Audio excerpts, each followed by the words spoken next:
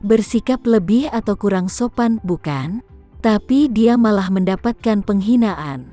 Ini benar-benar keterlaluan. Namun dia masih mengertakkan gigi dan berkata, "Kak Renza, kamu dan keluargaku telah bertengkar secara diam-diam selama bertahun-tahun. Kamu juga harus tahu gunung apa yang tidak berputar. Jika kamu ingin sepenuhnya memalingkan wajahmu denganku hari ini, kamu akan menunggu Chen Sucipto untuk beraksi di masa depan. Ayo, jangan salahkan aku atas kekejamanku di masa depan." Maher Renza mencibir, "Chen Sucipto, membosankan bagiku untuk mengatakan bahwa kamu adalah seorang pencuri. Jika kamu benar-benar mampu, pikirkan saja sendiri. Apa gunanya berlari dan berpura-pura menjadi kejam?" Setelah dia selesai berbicara, dia terus mencibir, "Saat ini, kamu berlari ke aku dan merengek untuk menghapus video. Pikirkanlah dengan jari-jari kakimu. Aku tidak bisa menjanjikanmu." Chen mengalami penghinaan besar dan mengertakkan gigi dan berkata, "Oke, Mahe, jika kamu tidak ingin menghapus video, maka aku tidak ingin memaksanya. Maka kita akan membicarakan bisnis secara langsung. Aku mendengar bahwa platform TikTokmu membutuhkan biaya lebih dari 80 triliun untuk membelinya. Jadi izinkan aku memberimu 120 triliun secara langsung, dan kamu bisa menjualnya kepadaku dan menghasilkan laba bersih lebih dari 30 triliun. Bagaimana dengan itu?" "Tidak." Maher Renza menolak tanpa ragu-ragu, "Kamu tidak tahu betapa optimisnya aku untuk industri video pendek. Alasanku membeli platform ini adalah untuk membuat industri aplikasi seperti itu semakin besar dan kuat. Apakah kamu sudah lama menginginkannya?" Chen Sucipto berkata dengan dingin, "Ngomong-ngomong, bukankah itu terlalu sedikit uang? Jadi, aku tidak akan bekerja sama denganmu, 150 triliun. Selama kamu mengatakan sesuatu, aku akan mengatur pembayaran finansial sekarang." "Mustahil." Maher Renza sedikit tersenyum, "Aku, pada prinsipnya, tidak pernah memiliki masalah dengan uang, tetapi masalah hari ini jelas bukan masalah yang dapat diselesaikan dengan uang. Jangan membujukku sampai mati." Setelah berbicara, dia tidak menunggu tanggapan Chen Sucipto, dan hanya mengakhiri panggilan. Chen Sucipto di ujung telepon itu sangat marah sampai dadanya berfluktuasi hebat. Pelayannya buru-buru bertanya, "Tuan." Maher Renza menjelaskan bahwa dia ingin melihat lelucon kami. "Bukankah itu karena dia diam-diam menghasut urusan Jakarta? Mungkin putra kedua sekarang ada di tangannya." Chen Sucipto melambaikan tangannya dengan wajah gelap dan berkata dengan dingin, "Tidak mungkin, bahkan jika Jakarta adalah kekuasaan keluarga Renza.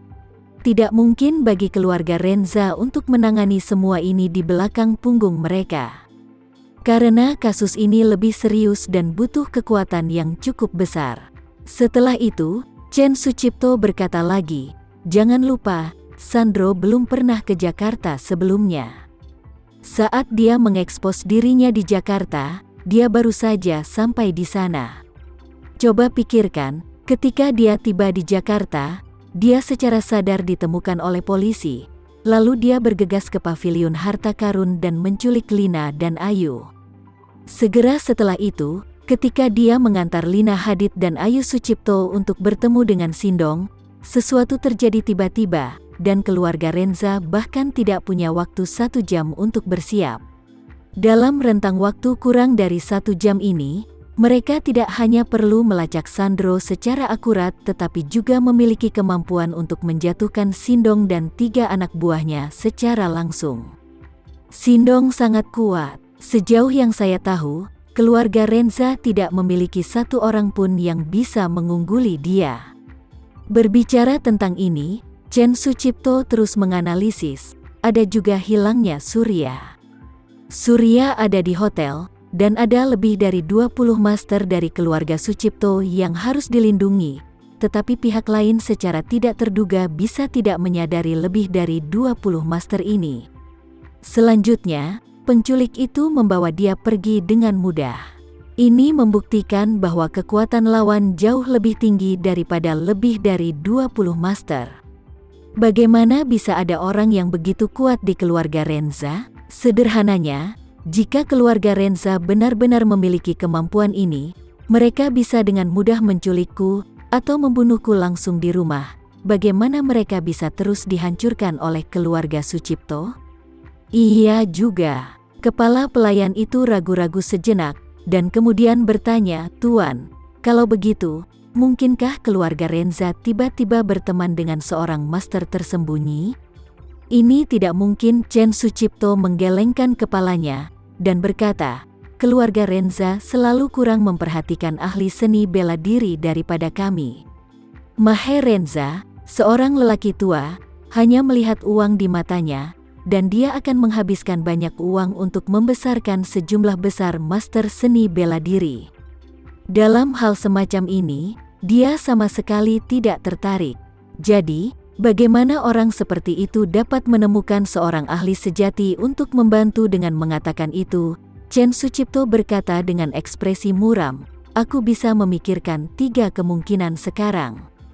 Kepala pelayan itu buru-buru bertanya, "Tuan, apakah itu?" Chen Sucipto berkata, "Kemungkinan pertama adalah bahwa keluarga Hermawan melawanku di belakang layar." "Keluarga Hermawan?" Kepala pelayan itu buru-buru bertanya, "Apakah Anda berbicara tentang keluarga Raya Sucipto?" "Iya, benar." Chen Sucipto mengertakkan gigi. Sejak kecelakaan yang dialami Raya Sucipto saat di Jepang, keluarga Hermawan telah mencopot semua masternya yang bekerja di keluarga Sucipto kita, tapi mereka tidak pernah meminta penjelasan dariku sama sekali tentang kejadian Raya Sucipto. Alasan mengapa mereka tidak meminta penjelasan sangatlah penting. Mungkin dia berencana membalas dendam secara rahasia.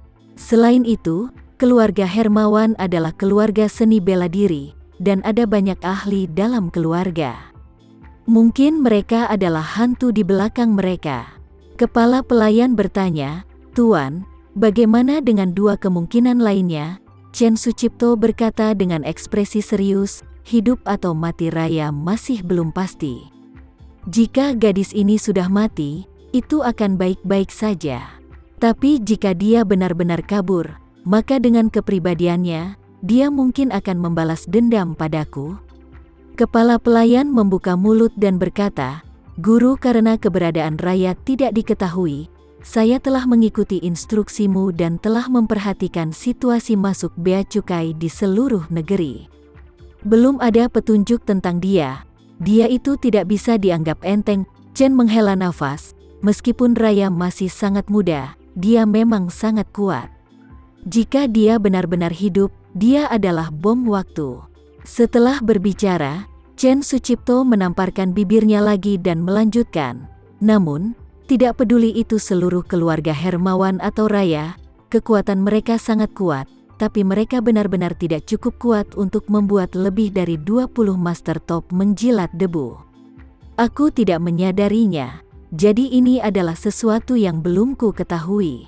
Pengurus rumah itu mengangguk dan berkata dengan serius, "Ketika keluarga Hermawan tidak pernah memalingkan muka dengan kami hampir tahu situasi di dalam keluarga.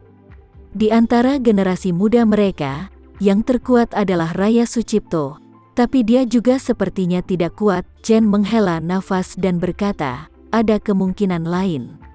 Pengurus rumah tangga buru-buru bertanya, "Tuan, apa kemungkinannya?"